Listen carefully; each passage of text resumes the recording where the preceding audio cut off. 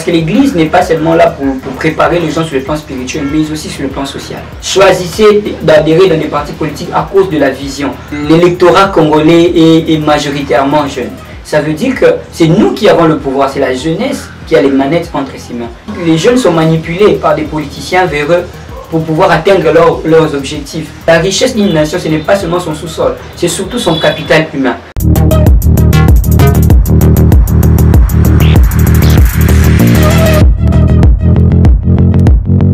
Oui, je suis Michael Béné, je suis licencié en Business Administration, option Strategic Management. J'ai également une formation en Enterprise Risk Management et je suis responsable d'un ministère qui s'appelle Pour ma génération.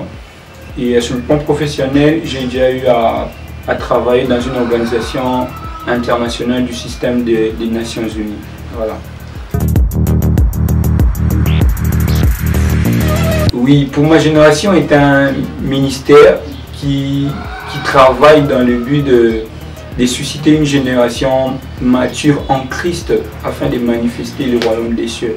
Comme la Bible est en train de dire, tant que l'héritier est un enfant, il ne peut pas hériter, il sera sous des tuteurs qui vont administrer tout ce qui lui appartient. Donc vous ne pouvez pas accéder au plan parfait de Dieu tant que vous êtes encore enfant, spirituellement bien sûr. Et vous ne pouvez pas manifester le royaume des cieux, vous ne pouvez pas influencer et impacter si vous n'atteignez pas la stature de la maturité, ce qui est très important pour les enfants de Dieu. Et nous travaillons en cela afin d'aider les jeunes, afin d'aider les enfants de Dieu à atteindre cette maturité et impacter comme il faut notre génération. Ce qui me motive le plus, c'est faire la volonté de Dieu. Faire la volonté de Dieu parce que nous sommes sauvés pour sauver les autres. Et la volonté de Dieu en notre temps est que nous puissions à notre tour impacter aussi les autres afin qu'eux aussi reçoivent Jésus-Christ et qu'ils puissent également influencer d'autres personnes. Ainsi, nous allons étendre le royaume des cieux partout dans le monde. Voilà l'objet de ma passion par rapport à l'œuvre de Dieu. Oui, j'ai des modèles dans la vie.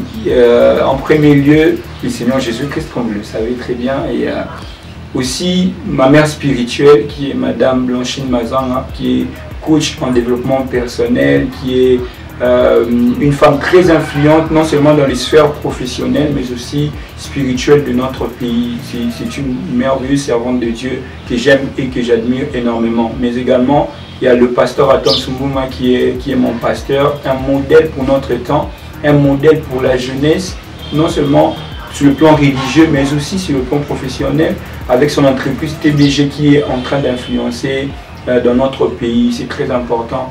Et j'ai également un autre modèle qui est sur le plan international, le Bishop T.D. Jakes, qui est un homme de Dieu merveilleux, qui influence le monde anglophone, mais aussi partout dans le monde, avec la prédication de l'évangile et sa casquette d'entrepreneur. Voilà. Je crois que la jeunesse congolaise est une jeunesse qui se débrouille, mais malheureusement qui est butée à beaucoup de challenges, à beaucoup de défis, notamment par rapport à la formation universitaire dans notre pays qui n'est pas adéquate, qui ne se marie pas trop avec les domaines pratiques, donc le domaine professionnel.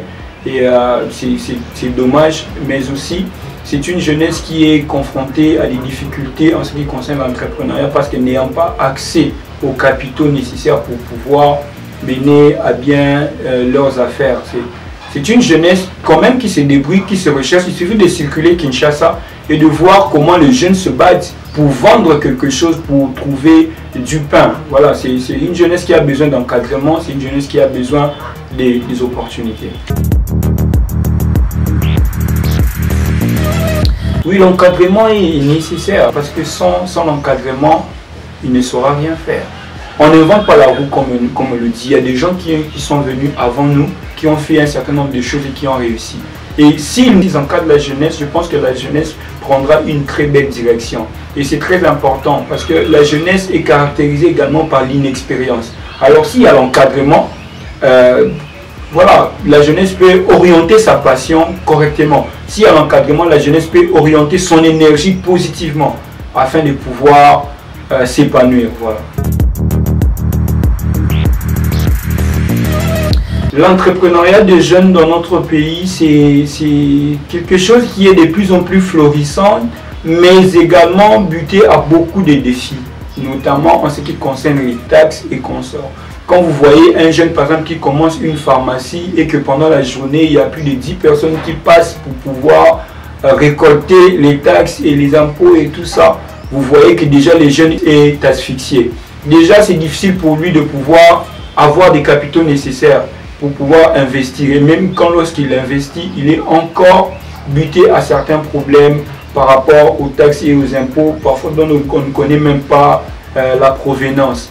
C'est très important qu'on puisse aider cette jeunesse par rapport à l'entrepreneuriat avec des lois qu'il faut, des lois adéquates au Parlement, qui puissent aider et assainir les milieux entrepreneuriaux de la jeunesse. C'est très important. Parce que l'avenir de notre pays n'est pas seulement dans la politique, mais c'est surtout dans l'entrepreneuriat. S'il y a des jeunes qui entreprennent de plus en plus, alors notre pays peut aller de l'avant. La jeunesse congolaise a suffisamment alors de la place parce que l'électorat congolais est majoritairement jeune.